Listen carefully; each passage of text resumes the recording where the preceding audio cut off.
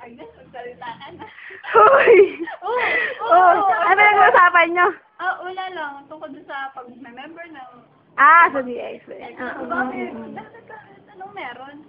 Ay, ano? Kailangan may ganyan? Yes, I'll go. Hindi, ano ba? Anong meron? Project? Ano? Project ba? Assignment? Ito po! Hindi ko alam gagawin. Pause muna. Pagpapagpayo ko. Yan. Bakit ba, Agnes? Hindi nyo ba alam? Sa Friday. Ano meron? Ano nga bang meron sa Friday? Isipin nyo, isipin. Exam kaya? Oo nga, exam. Tapos, Yun lang. exam lang? Ay, naku. 24 ata. Yun. Base ka? Ano ba yun? 24? Ano nga ba? Naalala ko ba? Ay, naku ka dong. Isipin nyo muna. 5, 4, 3, 2, 1. Ano? Wala. Ay! Exam? Hindi, may naisip ako parang may birthday yata. Birthday. Pinsan ko, birthday. Ay, pinsan ko. Anniversary na namin ng cellphone namin. 24 yun ang binili. 24 pinsan ko. Mag-ano na siya, mag-16. Ay, naku. Ano ba yan? Ano nang gagawin? Isipin nyo pa. Bibigyan ko pa kayo ng 5 seconds. 5, 4, 3, 2, wala talaga. Pasensya na.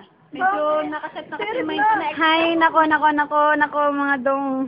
Bakit? Ano nga meron? Birthday kaya ni Maricar. Talaga! May birthday pa ngayon! Ang love. Pero may birthday pala.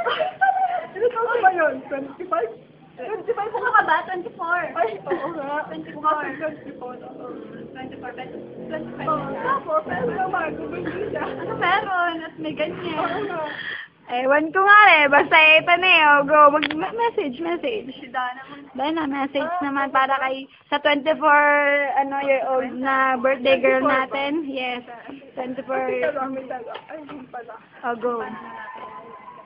Paano mo nakilala ba si Maricar, si Maria Carmela? Ang natatandaan ko, sa business mat, mag-tikmate kasi kami Ignacio, tapos kami din.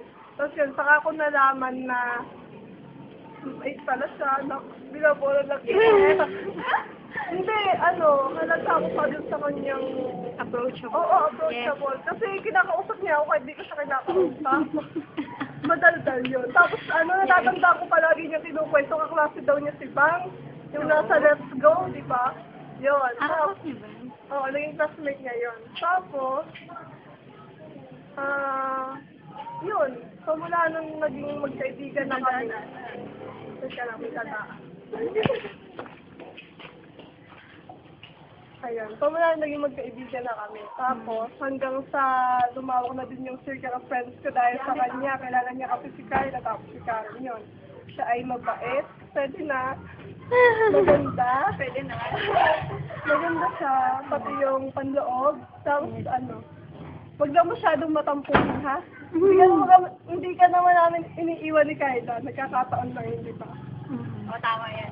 Ikaw naman namang mensahe mo para kay... Mensahe sa maganda. Yes, dyan.